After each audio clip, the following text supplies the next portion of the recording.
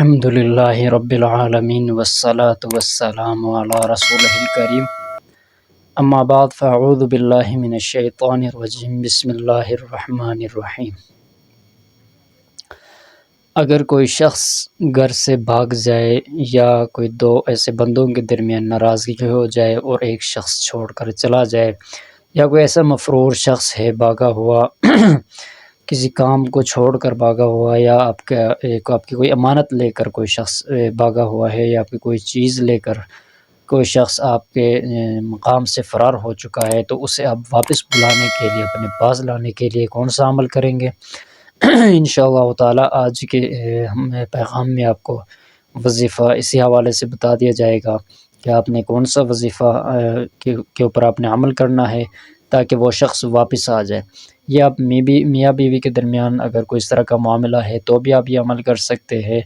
عرض کوئی بھی جائز مقصد ہے، کسی شخص کو آپ بلانا چاہتے ہیں، اپنے پاس لانا چاہتے ہیں، تو آپ یہ عمل کر سکتے ہیں۔ تو یہ صرف جائز مقصد کے لیے ہماری طرف سے اس کی اجازت ہوگی۔ انشاءاللہ تعالی آپ اس کے اوپر عمل کریں، ضرور بضرور آپ کا کام ہو جائے گا۔ اگر آپ اس چینل کے اوپر نئے آئے ہیں، اس کو ضرور سبسکرائب کریں تاکہ ہماری طرف سے ہم جو وظائف بتاتے ہیں، عمل بتاتے ہیں، بیانات ہماری طرف سے آتے ہیں، وہ بر وقت آپ کو مل سکیں گے۔ تو آپ نے عمل کون سا کرنا ہے؟ اللہ رب ذوالجلال کا نام ہے یا معید، میم عین یا دال، یا معید یا معید یا معید۔ اس کو آپ نے روزانہ 1100 مرتبہ پڑھنا ہے۔ 1100 مرتبہ پڑھ کر آپ نے غائبانہ جو ہے پھونک مارنا ہے اس بندے کے اوپر، اس شخص کے دل کے اوپر، اس کے سینے پر، غائبانہ، کہ اس نیت اور تصور کے ساتھ کہ وہ شخص میرے پاس واپس آ جائے۔ انشاءاللہ تعالی کچھ دن آپ یہ عمل کریں گے، وہ ضرور بضرور آپ کے پاس آپ کی چیز لے کر، یا ویسے اگر کوئی آپ کسی کو بلانا چاہتے ہیں، کوئی شوہر بیوی کا مسئلہ ہے یا رشتہ داروں کا کوئی مسئلہ ہے، تو ضرور بضرور وہ شخص آپ کے پاس آ جائے گا اور ناراضگی بھی ختم ہو جائے گی انشاءاللہ تعالی۔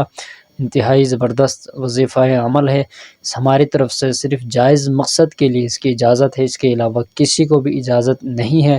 اجازت دینے اور نہ دینے کی تاثیر، اس میں بہت زیادہ فرق بھی ہوتا ہے اور اس میں تاثیر کا بڑا فرق آتا ہے۔ اس میں یہ ہوتا ہے کہ جن حضرات کو اجازت نہیں ہے، ان کو اسی لیے نہیں ہے کہ وہ ہمارے وظائف کا غلط استعمال نہ کر سکے۔